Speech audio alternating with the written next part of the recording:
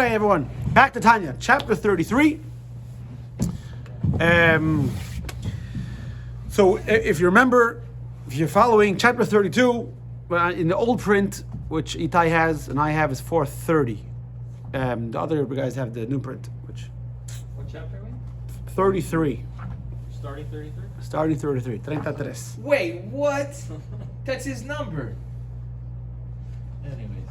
Well, you pinned for your... I just observed. So the If it's cool. So in chapter 32, we the Alter Rebbe deviated to speak about not so much about one service of Hashem for himself, more about the other person. Because remember, this book is all about how does a person serve Hashem better and maximize his potential. And we ended off chapter 32 saying that if a person makes his body secondary and his soul primary, then it becomes a lot easier to serve Hashem. Because what's the problem when there is a conflict? Meaning when we're putting too much of a focus on our body, then it's very hard for even if we contemplate on godly things to feel inspired. But if we make our soul primary and our body secondary, then we allow the soul things to shine through. Hey, welcome back, you nun. Shalom Aleichem. You can sit right here next to the teacher. After Shalom Aleichem. He's been away for a while. He deserves it. And then once we were there, the Alter Rebbe said, by the way, guys, once we're already talking about making the soul primary and the body secondary, that's also the key to obviously Yisrael. Because obviously Yisrael only works if the soul is primary. Because if your body is primary, the most important, then that other guy's bodily needs gets in the way. Because his Danish and his Chalent is decreasing from your ability. But if you focus on the neshama, then it's easier. Now after I went into chapter 32, dealt with what if a guy is not perfect. Okay, fine. Now let's get back to the discussion of what happens when if a person is too grub. You know what grub means? Grub means too coarse, too thick, meaning the spiritual medicine is not working. So Alter Rebbe said sometimes you got to think about how your imperfections, because why isn't the criticism getting through? If you think you're perfect, criticism doesn't get through. So sometimes you need someone else to point it out. Sometimes maybe the healthier way is you learn it yourself, you figure it out yourself. So you contemplate on your spiritual imperfection. Let's pick it up. Again, chapter 33. Another way of having true joy, in particularly when he sees at certain select specific times, that it requires refinement and to illuminate it with a gladness of heart. Then he should think deeply, and he should picture in his intellect and his understanding the concept of Hashem's unity. Now, this is, by the way, not the part of Tanya that deals with explaining Hashem's unity. This next section of Tanya, Shayichet V'Emunah, the Alter Rebbe explains. Is this part 1, part 2, part 3? This is part 1 of Tanya. There's 5 parts of Tanya. First part, Lakutei Amorim, deals with service of Hashem. Just trying to find it in Safari. Part 2 is the Lakutei Amorim. Part 2 is Shayichet V'Emunah, which deals about belief and in Hashem, and how do we balance the existence of the world with the belief in God. Then part 3 deals with Teshuvah, and part 4 and 5 are really an addendum to explain different things. So, but here the Alter Rebbe is just touching on the unity of God. Unity of God doesn't mean there's one God. That's basic starter stuff. Unity of God means that God is one, although Hashem's energy fills the world, and He's much greater, and we relate to God in all these different facets, and we appreciate Him in different ways. And how Hashem consider how He permeates all the world. The upper world and the supernal world, the lower world, just like, for example, your neshama is the same neshama for your brain, which is your highest power, and for your feet, which is the lowest power. And a person thinks Hashem's glory fills the entire world, and although Hashem's glory and energy fills the world, everything is considered as insignificant. Meaning, you can go and you can see something like the Grand Canyon. Oh, so amazing! But there's more God. Is there more godliness there? Everything is there. It's just more visible. More, you can appreciate it. Yeah, exactly. But everything is equally as insignificant. And He alone is equally and literally in the upper and lower world, just like He was before the 6 days of creation. And Kabbalah talks about what happened to God after the creation of the world. The answer? Huh? What happened to Him? Not what He's doing. What happened to Him? Answer is nothing. Nothing. Nothing's changed. This was we spoke about this in Tanya, in our previous classes of Tanya. The concept of symptom. Symptom is literal or not. What symptom means? Were we not new to Him? Huh? Were we not new to God? Nothing's new to Him. Everything comes from within Him. But He created Him. Oh, so let's segue to that crap. You know what symptom is? Symptom is restriction, limitation. So obviously, as long as there's an expansion and a revelation of godliness, there can't be a world. Because how can anything exist when he's around? So Kabbalah talks about this concept of tzimtzum, where God limited His presence. So until the Ramak and until the Arizal came along, the going logic was that this tzimtzum, this limitation, was literal. Hashem literally created a vacuum He limited the space, and in that black hole, whatever you want to call it, He created the world. Arizal and Ramesh Kedavera came along and said, absolutely not. Because there is no place void of Him. The kunz, the trick of creation is that Hashem, from His perspective, everything's the same. It's from our perspective that He's limited. That's why no. So the answer to your question is, there is nothing new. He only brought it out from a concealed state to a revealed state, so to speak. So that's what we say in the morning prayers on page in Chabad Seder, like 15, 16. Atuhu mishenivra olam, atuhu kaidem mishenivra olam. He was from the creation, before the creation.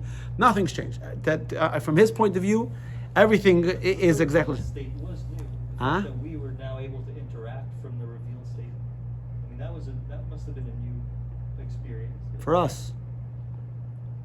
For Him, nothing's changed. What Hashem, the difference is that before there was no ability for something to interact. And Hashem, what He created was the fact, but the ability to interact. Not because He needed it, because He wanted it. Like I say in Yiddish, and the desire, you don't ask questions. Why you wanted it? I don't know. This is business.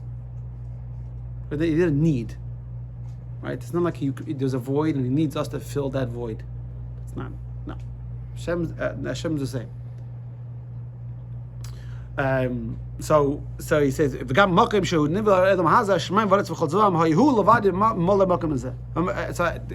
so every place that Hashem created, Hashem is equally here as before the world was created. And also now, even now there is no change. Because all creations are absolutely nullified to Him.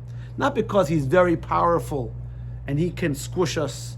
There's the ant, and the ant's walking on the table, let's say, and I'm very powerful, and at any moment I could decide to squish the ant. But that's the ant is living, existing outside of me. It's only I'm a more powerful being. That's not what we're saying here. We exist inside the Eibishter. We exist inside God. So our whole independence, by the way, is a mirage. It's an illusion. He gives it to us. We have it because He gives it to us.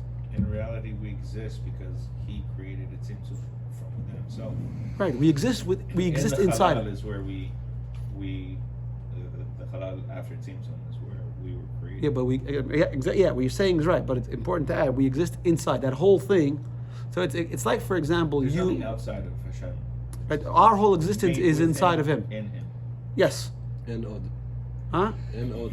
Exactly. Ena means nothing else, which means, imagine, for example, you're in the middle of a tiny class, and the rabbi is going on and going on and on and on, and you're like, okay, whatever, and you start having this daydream. I know this doesn't apply to you guys, right? A different rabbi, and in your mind, you've created this whole scenario, and the people are talking to each other, whatever it is, and it's very vivid in your mind. Now imagine for a second the characters in your brain, in your daydreaming, they thought to themselves, we're having a conversation. We're real, and I'm important. And you're thinking to yourself, you exist because I say you exist. The moment I decide not to think about you anymore, you cease to exist. Now, how fast do these characters in your head cease to exist? You wake up from a dream, and you go, oh my God, that dream was so vivid. How fast do those characters cease to exist? Immediately, because they never really existed. That's our existence. It's not a perfect. Give this example about when you go up to heaven, right? How you think about this world, right? Almost like waking up from a dream. So, for example, when it talks about the neshamas learn Torah, I forgot where it talks about. You learn halacha. A cow falls into a pit, or two people are arguing over a piece of cloth. Like, how do they learn that? They don't relate to it, not because they don't know what the concept of a cow is. They're totally divorced and separate from that reality. It's totally different. That's the thing. Torah is like water; it descends. But anyway, the point isn't to minimize us. Hashem, we're important because Hashem gives us importance. That's the idea. So everywhere you go, the Eibishter is walking. The Eibishter is going with us. Is all.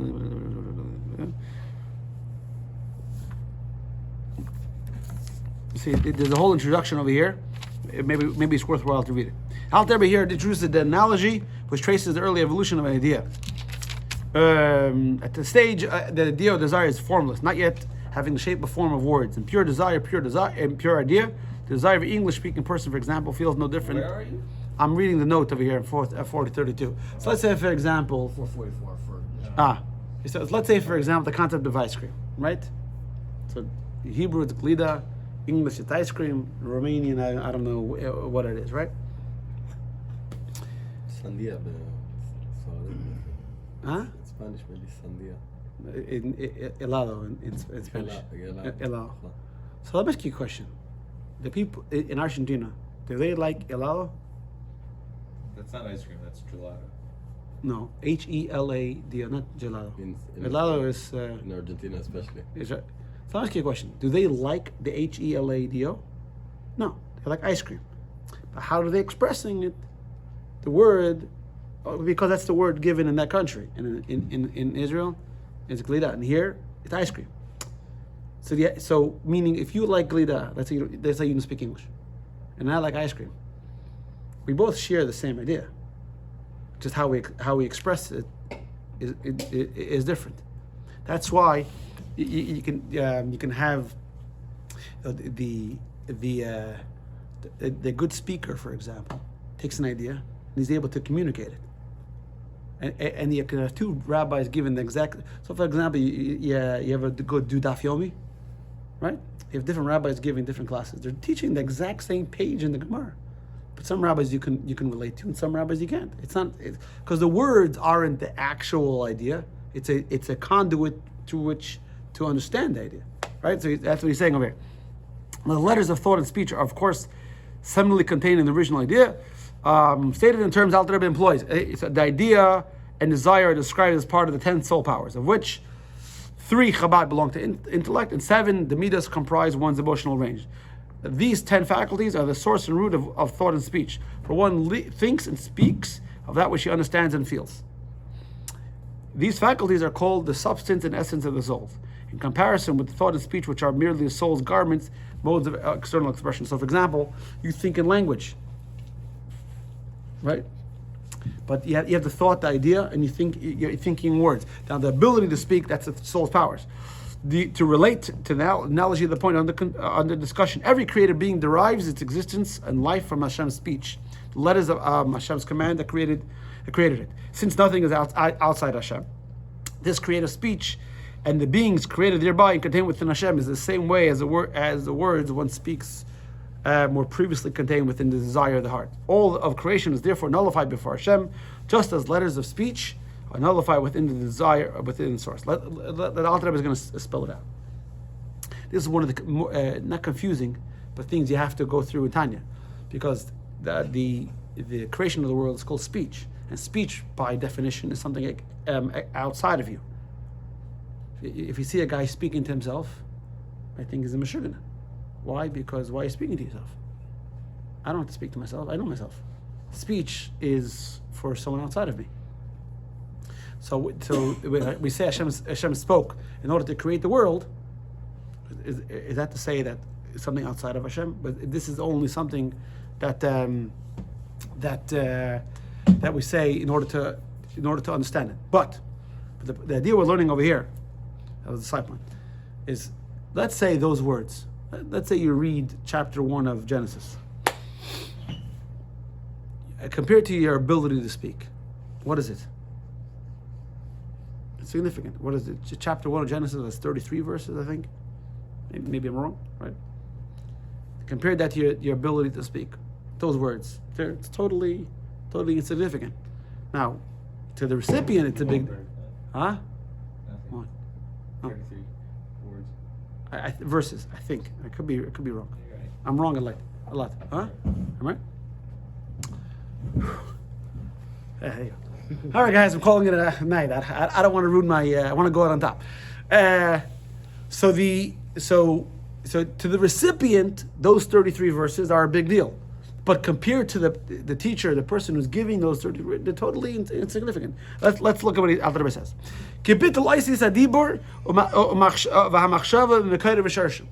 All created beings are nullified before Hashem, just as the letters of speech are nullified within their source. So you're saying, so the words I'm saying, they're totally insignificant and nullified to my actual power of speech. It's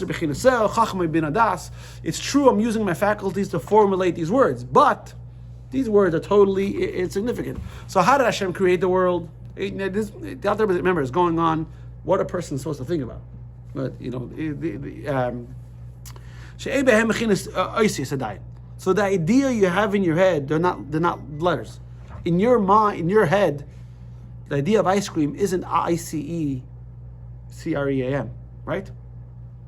The idea of ice cream isn't the letters. He's talking about the abstract Right. information of thought. Yeah. Right. So meaning, so the letters IC, when you say ice cream, that's not. It's insignificant to the concept of ice cream. Why do you use those words? Because you need to express it. I want ice cream. Otherwise, I could do what my father used to do. We sit by the Shabbos table, and he used to do by the Shabbos table, and he used to do this. Just to drive us crazy, he would just do that. Yeah. Tal, what do you want? He could say it. He just wanted to, Yeah. They- My great-grandfather used to do the same thing. They used to have an educated finger. They used to point. Yeah, just that, no? So why do we use words? Not because that's the idea. It's to communicate. That idea. And so the words are totally insignificant. Hashem said the words, "Let there be light."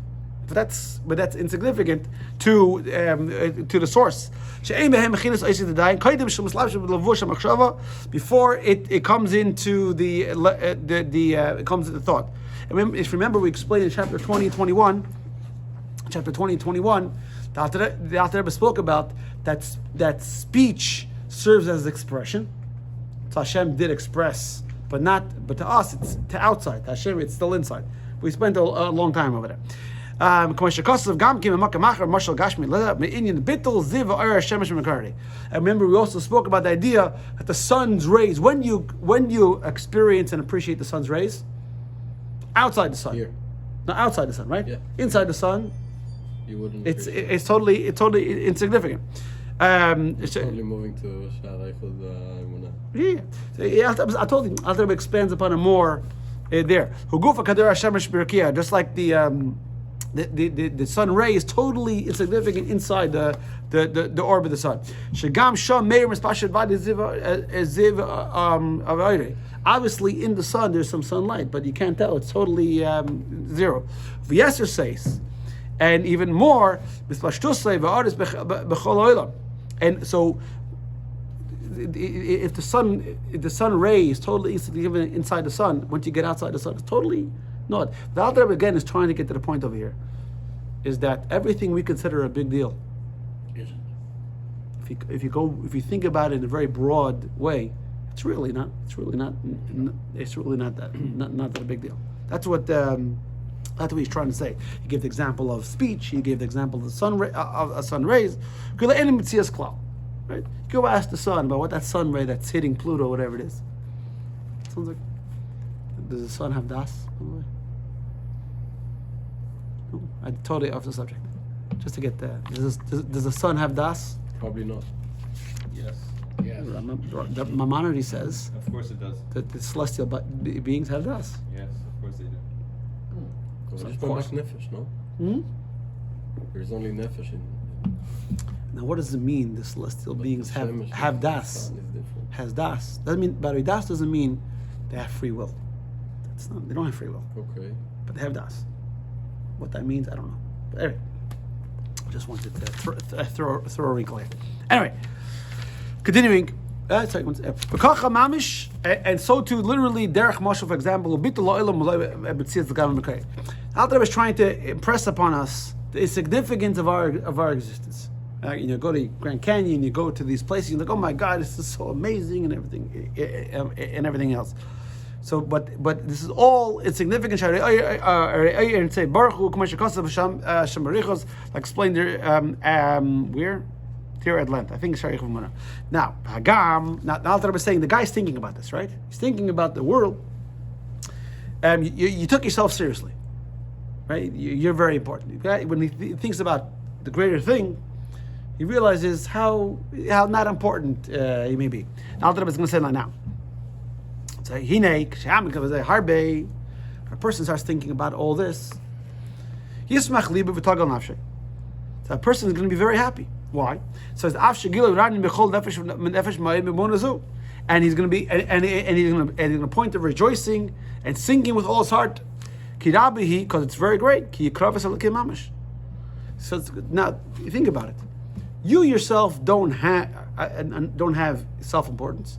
You have importance because you're imbued with importance by your Creator. Like my 7th grade teacher would say, don't get excited over yourself. You're worth like $1.50. You want a $2 bill. Yeah, basically, what I'm saying, what are you? You're dirt, you're water. What are you? If you break it down, your elements, maybe now with the price of inflation, you're $5.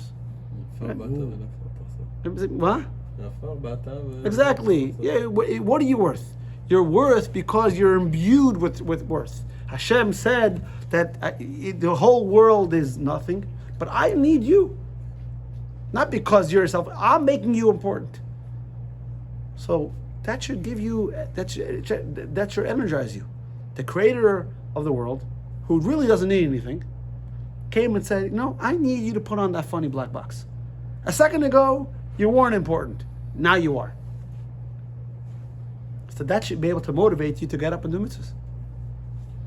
And I think Hashem created the entire world. Why did Hashem go through the whole thing? And the more you learn Kabbalah, Yil'ak and Nach and Aktik and Arich and all that, Tzilus, Bria, all this thing, the more you learn, the more it's impressed upon you. Why? So you, the lowly, Shmanadek, can go put on tefillin.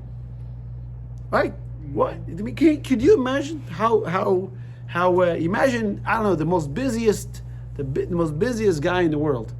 I don't know, right? The president of whatever it is, the greatest company, took the time to take your phone call, or called you up and said, you know, someone told me, we started off talking about college football, that the head, I don't know if it's true, maybe correct me, the head coaches, like at halftime in these big games, they'll call the recruits they want from high school, say, I'm Saban, I don't know, whatever it is, right? Les Miles, right? Call them up and say, I want you to come to my college.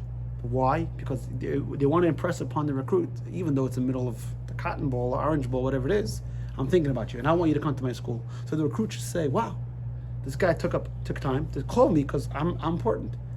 The creator of the world is calling you and saying, I want you, I need you. That should motivate you. If we don't appreciate doing a mitzvah, then you're not thinking. You're not realizing how important you are to the Eibishter. That's a problem. That's a problem. It means you're not understanding what a mitzvah is. A mitzvah is Hashem phoning you up and saying, I need you to put this black box on your head. I need you to come to shul to hear the shofar. I need you. Not because I need you, because I really need you. And without it, I can't exist. And I need you to come on Friday nights. Right. And not I need you, meaning that we use the word need. When I use the word, you use the word need, mean I need it. And without it, I'm lacking. That's not what that means. Need means I need because I want to have a relationship. And because of that, I need you to do it. And he says, this is what it is. And again, there's no real comparison and example you can find, because there is no CEO greater than the boss. Yeah. 31 versus. All right. By the way, you're not the correct. Yeah, I was doing good. I knew I should have called it a night. You should better than Jets. And this next line is one of the. The Rebbe had 12 verses, 12 not verses or 12 lines that every child and every person should know. This is number 11. Zehu kol ha'adam. Zeh kol Sort ha'adam. of like the 13 of Rambam? No. 12? No. There's 12 concepts that we teach children. What is it? Torah Tziva. Is it everything about Judaism just into 12? It's the basic concepts. Number 1, Torah Tziva lo Moshe Yaakov. The Torah is an inheritance to every Jew. Shema Yisrael. Number 3, Hashem takes us out of Mitzrayim every day. Number 4, every Jew has a portion of the world to come. Number 5, that the Torah is very close to you. Number 6 is from chapter 41, that Hashem is looking at you, it pays attention. Number 7, we say it in the Shema. Number 8 is if you try and succeed, you will succeed. It's very important. If a person doesn't try, if a person tries and says that he didn't succeed, don't believe him. If you believe it, number 10. Actually, I mixed up the order.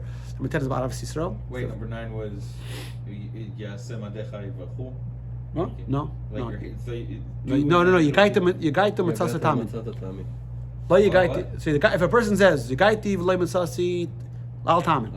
If a person says I tried and I succeeded, even though I didn't try, don't believe him. Guy says I tried and I didn't succeed, don't believe him. Guy said I tried and succeeded, believe him. You gotta put the work. Okay. Obviously, Yisrael, number 10 is love of Israel. Love of every Yid. But actually, I messed up the order. It's not number 10. I think it's number 10.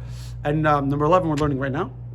That the purpose of every Yid, and the purpose of the whole creation of the world, of all the supernal levels, Kabbalah, down, of everything you see in the whole world is for you. Just for you to do the mitzvah. The Yid, are the central part of creation. That's it. There's nothing else. There's nothing else in the world. Like the guy tells a story. Tells a story of his guy. He was going through some I don't know what, he was having issues in yeshiva, school. I can't remember what it was. So the guy said he had a good relationship with his father. So he calls his father. His father owned the cleaners. He said, Tanya, I need to talk to you. You have a few minutes. So he said, give me a second. He comes back to the phone, and they spent like 45 minutes on the phone. So later, he's talking to his mother. He said, you know, your father kicked everyone out of the store. So my son needs to talk to me. He kicked everyone out of the store just to speak to you. He lost business. You realize what you did? So later on, he's speaking to his father. He apologized. He said, I'm sorry, Ty. I didn't know it was a bad time. He said, bad time? What are you talking about? You are my world. The whole reason I have the cleaners is for you. That's the only reason. If you need my help, that's why I'll send you the video. It's beautiful. You know the way the guy says it. You told me that story before. I have? It's incredible. I mean, I'll send you. But that's what it is. This is what Hashem's saying. Grand Canyon and the Pacific Ocean and whatever it is, it's for you. Everything you learn, it's only for you. Why? So you could put on tefillin and you could keep kosher. That's it. When a person thinks about that, then how could you not want a relationship? Everything stops. Like when Hashem gave the Jewish people the Torah, everything stopped. A bird didn't tweet. A donkey didn't bray. Nothing. Everything stopped. Why? Because right now Hashem says my focus is only on you. It's number 12. That Yismach Yisrael Ba'Yisav, a Jewish person should take joy. We're going to get it in also 11 and 12 in the same chapter. V'zeh kol adam. We're going to finish off now. V'zeh kol adam tachlis b'riyasei. This is the whole purpose and the reason why it's creation. V'riyas kol elamis. And the fact that Hashem created all the world, the yainim v'sachtainim. Why? Because Hashem liyas, like Hashem said, I want you to help me make a dira. Dira means a dwelling place. What does a dwelling place mean? What the Didra? A dira. Oh, Dira. Dira b'tachtainim, a dwelling place down here. What does a dira mean? A dira means a place you call home. Apartment. There's a difference between you're a real estate developer and you have a lot of houses, but none of them are home. A home means a place that you can feel expressed. This is my place, right? If you're into soccer, you have whatever it is. You're into football, whatever it is, right? You're into modern art. It's going to be on your home. It said, "This is my." You could have some weird taste. You have a pink couch. That's kind of my. Where's the line from? Where's the word Dira derived from? Ladir. Ladir is to live, to dwell. Ladir. Ladu. Ladur, sorry. Ladur. We don't use it in modern Hebrew.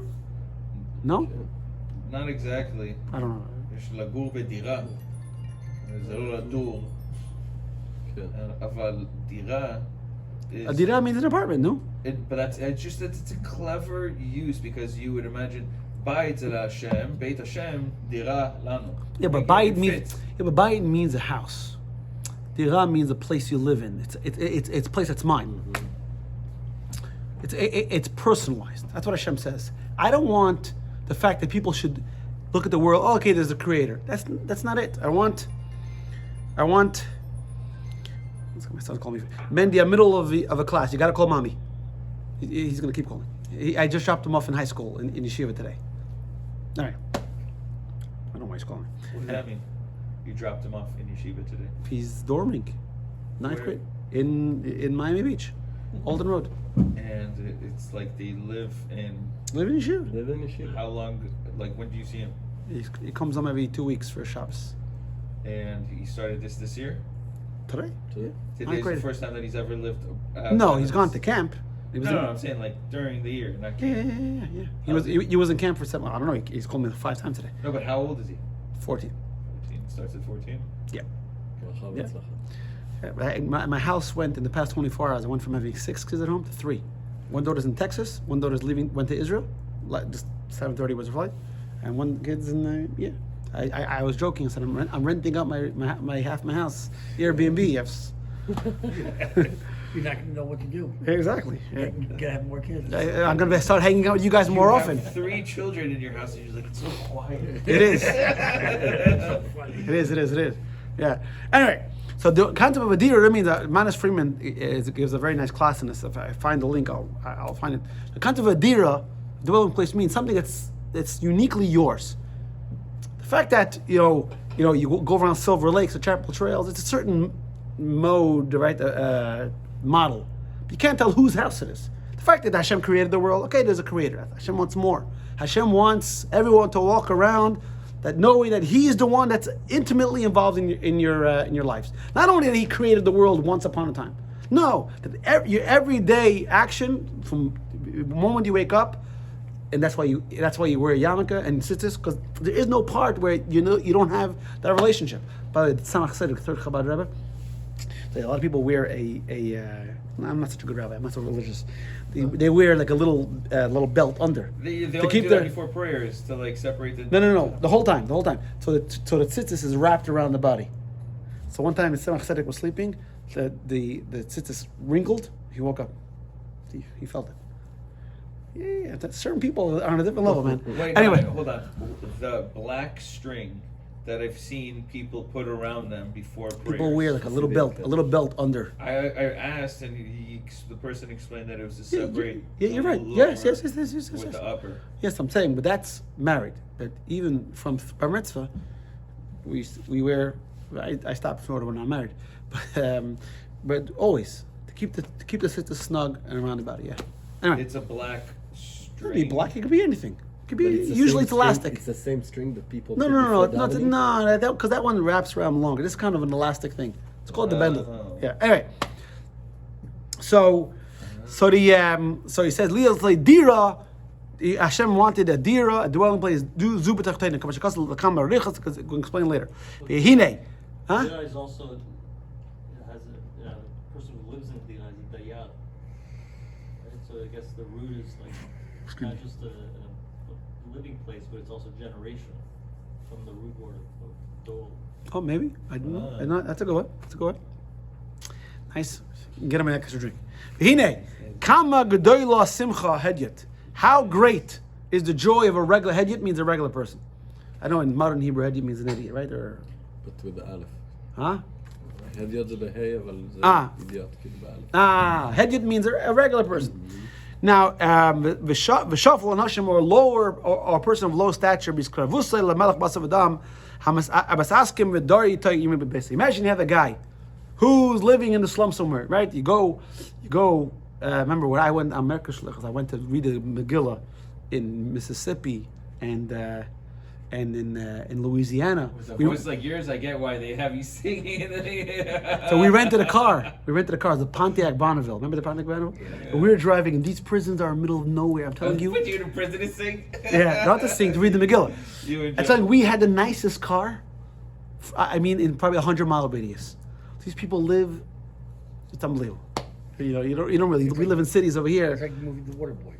I was just thinking. Like, did someone This- offer you like a gator sandwich? These places are unbelievable, right? So imagine that someone from middle of Mississippi or something in some, very, very, very limited scope of the big, great world, and a very fancy king or important person, the president calls him up. That guy would feel very, very honored. Look who called me up. Look who is interested in me. So how much more so? It's infinitely more. The Karva Zediras Melech Malachim. Every day that Hashem is calling you and saying, Stanley, I need you to put on film. I need you to do me a mitzvah. If President Trump, I don't care if you're Republican, Democrat, or Biden when you're Republican, whatever it is, called you up and said, need you to do something for me, I promise you would do it. I promise you would do it. I don't care what your political affiliation Like was. what Biden remembers saying. They say it doesn't make a difference. It doesn't make a difference what your political affiliation, because when the president of the United States, the most powerful person in the world, calls you, you do it. Now, the greatest being, not of all time, period, calls you up and says, I need you to do something for me, you should say, wow, I'm important. And you got to do it. The Ksiv, call me who's that? Asher Ara Liba Legashas Lev Numan Shem. Like so it's written. Who is the man who dares to approach me? Says God. How do you do that? Through mitzvah. This is what we have to think about. This is how we're going to stop here. By where it says the 12th of Adar. This is what we have to think about before mitzvah. We think about it this way. If you think about it that for a moment, your whole mindset, your whole approach to doing a mitzvah is totally different. The problem is we forget. So we get accustomed to it, or we get. But that's why before davening you have to learn chassidus. You have to contemplate and meditate a little bit to appreciate what the mitzvah is. All right. Have a good week, Stanley. Do that honors, l'chaim. Yeah, good. Off. I didn't hear anything. I don't think it was recording. Yeah, Yeah, bro, it wasn't recording for a while. Really?